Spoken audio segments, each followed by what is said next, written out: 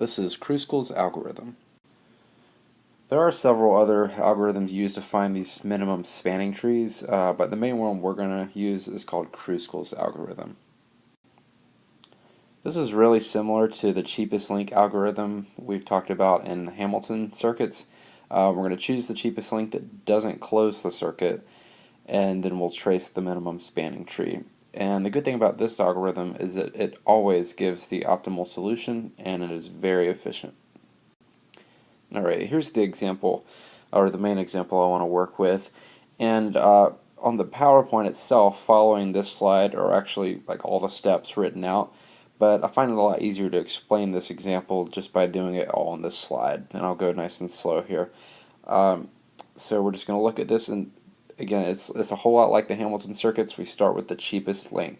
So imagine we've got these cities or towns, small towns in the Amazon, and we need to connect power from each town to each town, and that power source has to go underground, and we want to have the least amount of material that we have to put underground to connect everybody.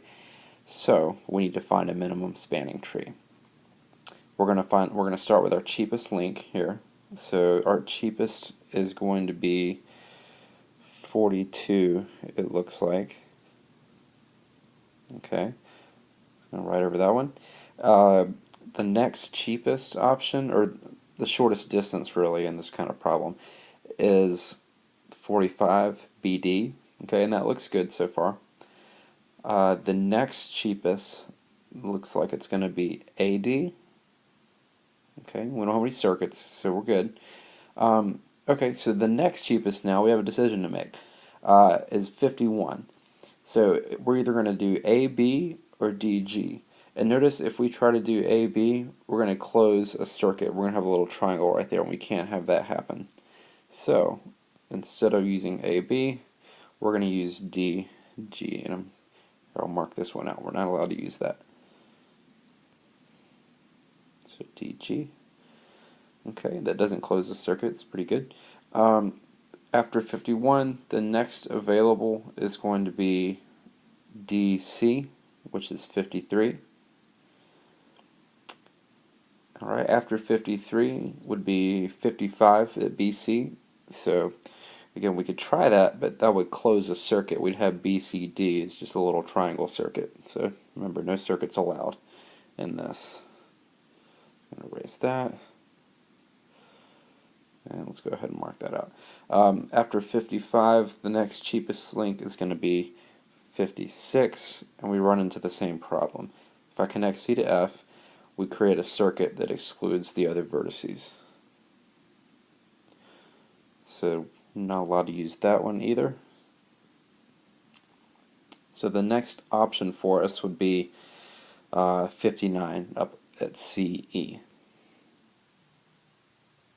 Going to use that, and I think we're done. We've used all vertices, and we don't have any circuits, so yeah, this looks good. Let's add all this up. So that's going to be, we chose 40, just a minute here, we chose 42 plus 49 plus 50, or 45 plus 51 plus 53 plus 59 plus 1, 2, 3, 4, 5, 6. Oh, that's it. Alright. So that's going to come out to 299. So you could say that's some kind of distance, or in this problem maybe each one of those numbers represents the amount of millions of dollars it would take to construct this power system. So we could say in the end it would cost $299 million. Alright, and that's how you create a minimum spanning tree with Kruskal's algorithm.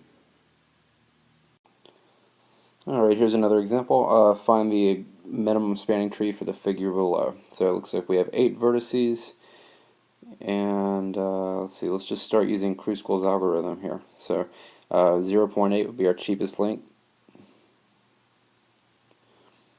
Our next cheapest link is 1.0, so at DH.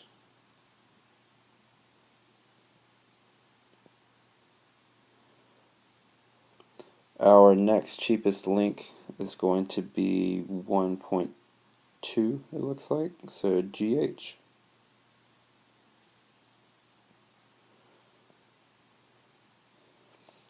Our next cheapest link is going to be the 1.5. Okay, so this is starting to take shape. And I think we only have one or two more edges to draw here. So I'm going to leave that up to you, and we'll discuss the result in class. Another one, find the minimum spanning tree for the figure below. So let's look for the cheapest link once again. So let's see, we have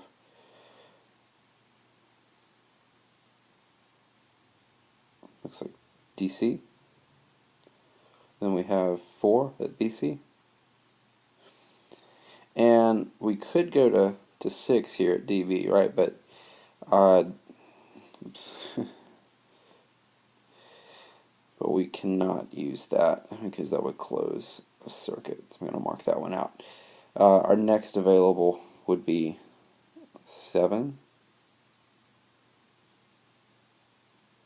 Okay. And once again, there's really only one more link to be made, and I'm going to let you make that choice, and we'll discuss the result in class as well.